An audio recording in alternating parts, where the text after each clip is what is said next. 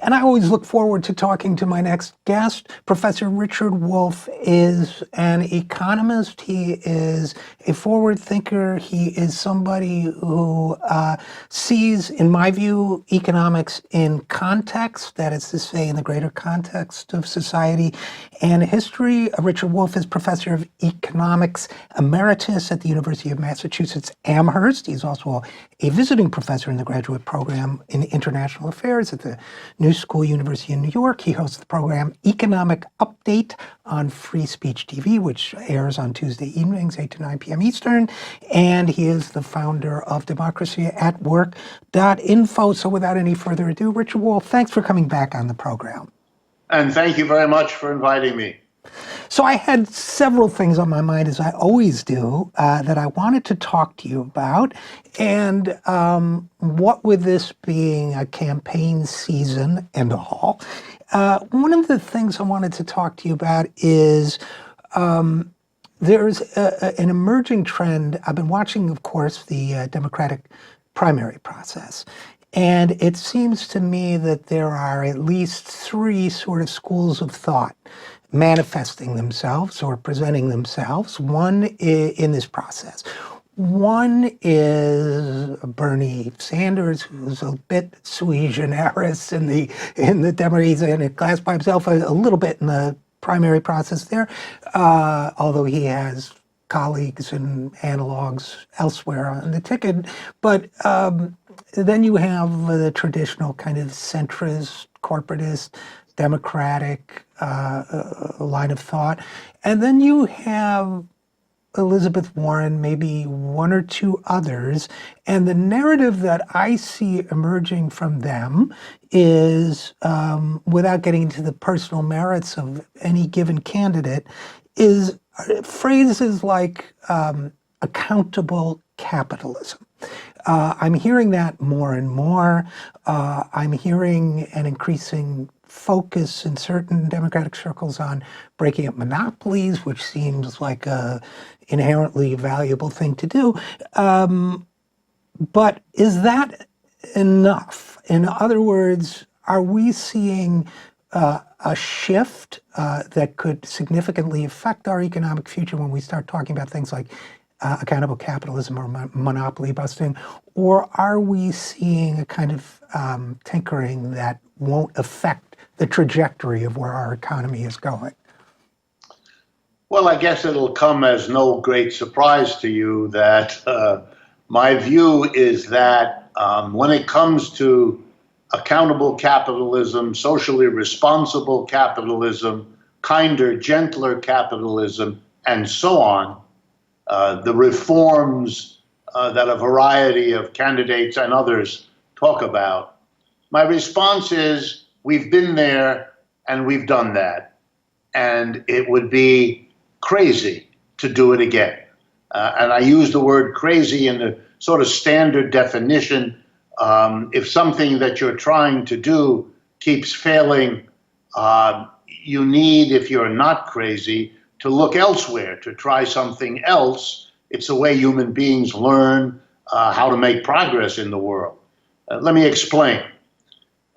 We are now still in the aftermath of the great crash of 2008, 2009. And in the wake of that crash, we have already tried a mountain of reforms, basically repeating, not all, but many of those that we tried after the great crash of 1929 to 1940. Those reforms were all undertaken by people like those you've mentioned, who thought that the solution to what capitalism imposed on people, and let's remember, from 1929 to 1940, millions of people lost their homes, millions of people lost their job. The official unemployment rate in 1933 was 25%. And that means every single family in America had either a mother, a father, a cousin, a sister, and so on, unemployed, using up whatever little savings the family had, and then becoming a burden on themselves and friends and neighbors. the horror story captured, for example, by John Steinbeck's Grapes of Wrath, etc. We tried every kind of reform. Everything being mentioned today has its analog back then. And we were told that these reforms would be enough, that they could make for a capitalism that would not subject our children, we were told, to what we had gone through in the 1930s.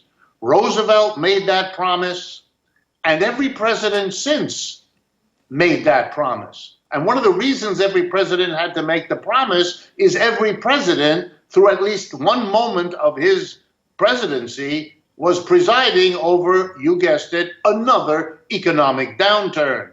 Mostly they weren't as bad as the 1930s until the last part of George Bush's presidency, when we had 2008, which proved that not only did the reforms not solve the problem, but we were back into an economy that could really whack us as a people, politically, economically, and so on. So for me, to be told yet again that we should make those kinds of reforms, make our tax system a bit more progressive, put a tax a little bit on wealth, provide more support for education, public health, transportation, housing. That's what we did, and that wasn't enough to deal with an economic system that is unstable, has had economic downturns every 4 to 7 years on average for 250 years, despite every effort made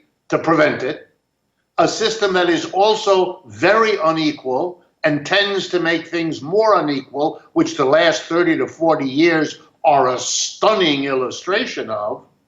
And finally, a system that is undemocratic because it is built on enterprises in stores, factories, offices, in which a tiny group of people, owners, CEOs, and all of that, have all the power, and the rest of us do the work, depend on their decisions, but have no power over those decisions, which is the opposite of democratic. So for me, if you don't understand our own history, then you'll be a reformer now, and then you'll fulfill the adage, if you don't learn from history, you will be condemned to repeat it. So I get, Professor Richard Wolff, I get two dimensions in your answer. One dimension is historical, is instructive, and it in a sense says to me, there's an element of this capitalist process that is like rust. You can primer over, paint over your fender, but the rust will continue to eat away. It's corrosive. It will happen again and again. You should learn. That's an analytical interpretation of past events, which I'm not challenging. I'm just presenting in that way. The other is a dimension that I get is more, which is that even if one were able to primer over the proverbial economic fender and have the car run for another few decades, that there is a fundamental lack of justice in doing so in this case, because there is a lack of democratic process involving people's individual and collective economic fates. Am I sort of summarizing that right, first of all? Yes, I would only add that this absence of democracy in the enterprise, for example, and this inequality are active ingredients, to use your metaphor, in making the car rusty. In other words, let me give you an example. Because we left power in our enterprises in the hands of a tiny number of people at the top, the boards of directors, the CEOs, the major shareholders, however you want to characterize it, we leave in them the power to do things that threaten us. In the aftermath of the great crash of 2008 and 9, a desperate Federal Reserve trying to contain the horror so that it won't be more than 5 million people who lost their homes or more than 10 million who lost their jobs, etc. They lowered interest rates. They pumped the economy full of money. Interest rates went to unprecedented lows There are even negative interest rates around the world now. That's how low it went. Every corporation in the last 10 years then was able to borrow money at virtually no interest rate. Every problem the corporation had could be papered over by borrowing cheap money. Were your shareholders clamoring for bigger dividend? You could borrow cheap money, pay off the dividends. No matter whether your company was actually generating more profits or not, you could keep the stock market happy because you were generating dividends, etc., etc. And now we face what? Recent stories in the press indicate that corporate debt is at unheard of levels, that the corporations are in a situation where if the economy dips even a little, they won't be able to service the mammoth debt they have run up. We are all being held hostage to a collapse again because of decisions made by a tiny minority that are utterly unaccountable to us. So when we expose the lack of democracy in the enterprise, we're actually exposing the root of some of the major economic fault lines that are undercutting the economic future of all of us. Well, one of the things that struck me and continues to strike me about the political conversation now, Richard Wolff, is there was a time in the last century, certainly, when it was not controversial to say, as the very mainstream American philosopher John Dewey said, that until we have stronger forms of economic democracy, and obviously I'm paraphrasing, but then politics will be the shadow that corporate activity casts across our collective life. It will not be a truly democratic reflection of the will of the people. That, in living memory, was an uncontroversial idea, it seems to me.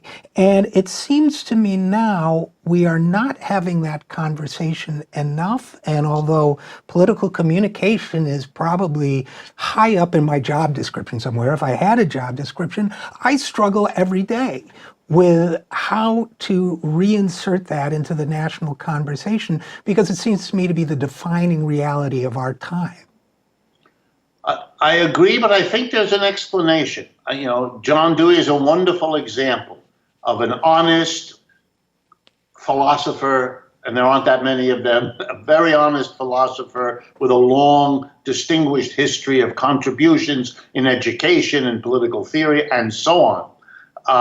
And his wisdom is, in my judgment, unquestionable and enormously important.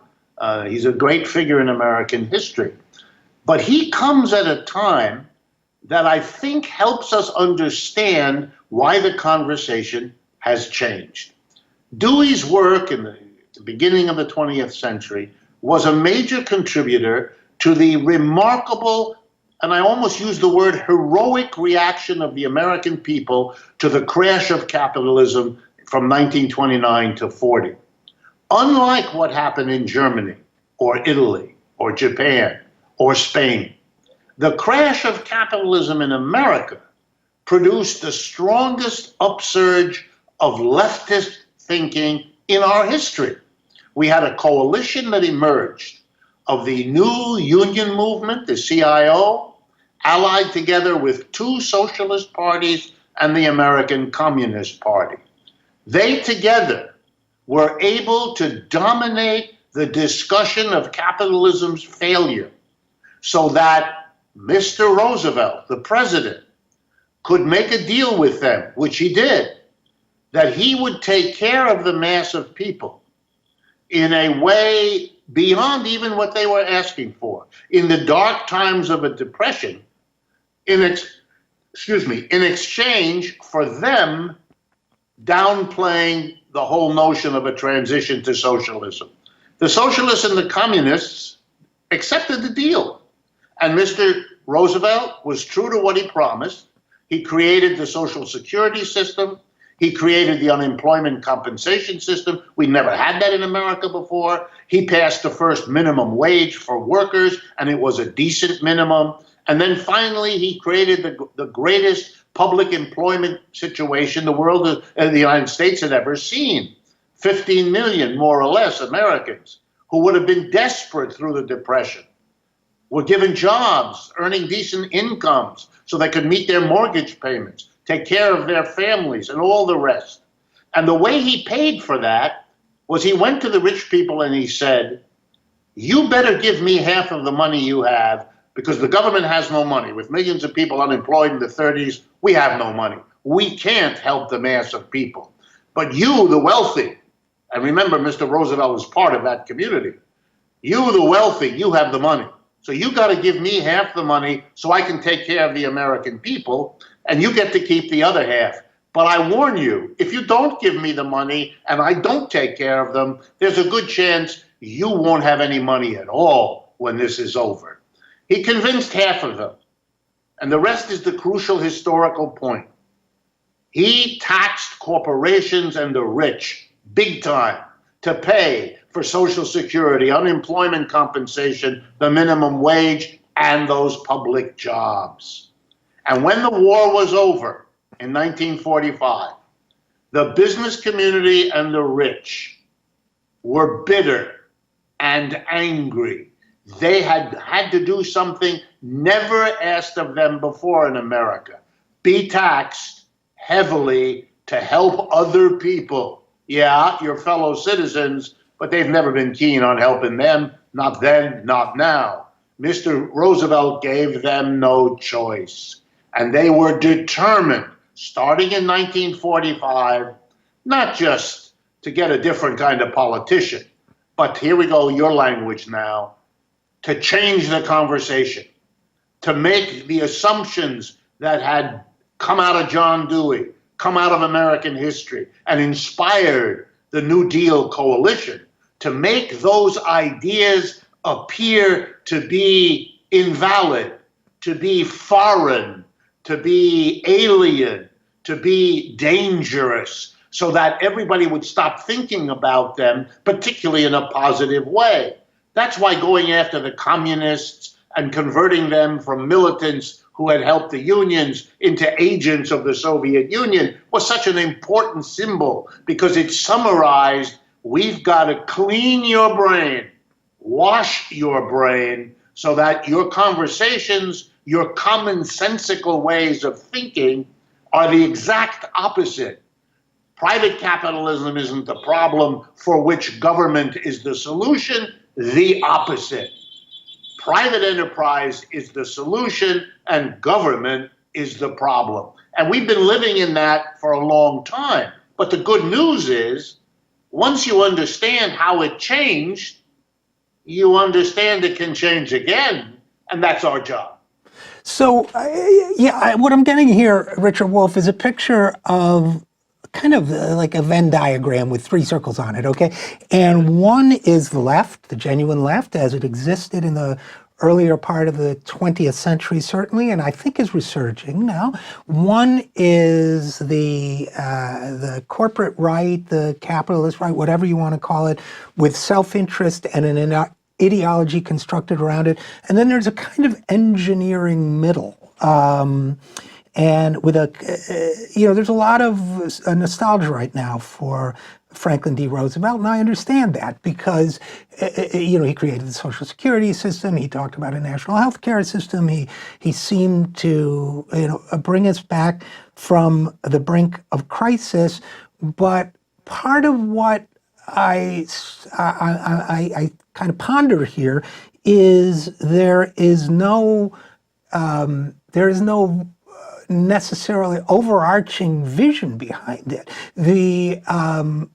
And I struggle with how do we create change now in this moment without a vision, when people are, in every sense of the word that I can muster, alienated from their work, from their political engagement. I mean, we're seeing an increasing number of young people getting politically engaged in others. It's lovely to see it, fantastic to see it. We're seeing engagement on the climate issue, which is kind of like the meteor, the asteroid, coming down on us in the middle of all this. Even if we want to keep the current system, how can we cope with a climate change emergency of such a vast and global nature. But it seems to me we have to fill this space where that third Venn diagram no longer exists. That dialogue of coming together as a national and global community to solve our problems. And that to me is the great challenge of the times. Yeah, it is, but let me be a little bit more optimistic. I don't think the people in the depths of the Great Depression, the Americans who behaved in the way that I described as heroic, had such a clear vision either. They were, it was trial and error, it was groping, it was looking for something, it was finding some symbols that worked and finding others that didn't, finding some themes that inspired people, others that didn't. It's less having the answer than it is having the desire to find the answer. The mobilization of young people in the world today, including in the United States, is so hopeful because that's the solution. Even if you don't have the answer, the fact that so many people are now looking for it is the best guarantee we have that they will find it. And we will be surprised, Richard, I'm sure of it. Who would have guessed in the summer of 2011 that the idea in a few people's minds of putting up tents in downtown squares like Zuccotti Park in New York City would galvanize the American people the way it did? No one would have guessed that. If they had asked my advice, I would have told them not to do it, and I would have been horribly wrong in offering such advice. And I think what we're going to see is very innovative new themes, directions, symbols, visions as they come out of the struggle of people to get beyond where they are, because the system as it is now for a growing majority of Americans and around the world is no longer acceptable. It isn't tolerable, it isn't acceptable, and out of that deep commitment, recognition, if you like, the solution will come. And I see it in the last few days on the streets of Chile, where you have an unbelievable 5% of the national population, 1 million people, in the streets saying, this is enough. We will not tolerate the continuation of this system. The president must go. The cabinet is already gone. This is a very crucial situation. Well, I do agree with that. I agree with that 100%. And just on a personal note, I was chuckling because on July 5th, 2011, I wrote a piece called After Independence, talking about where is the mass movement that can address all of this. And I was wrong too. There it was, it's 2 or 3 months later. But I guess I would say, and I do agree with you, and I do agree that there's fertile ground out there. It seems to me that we need, do we need a new language?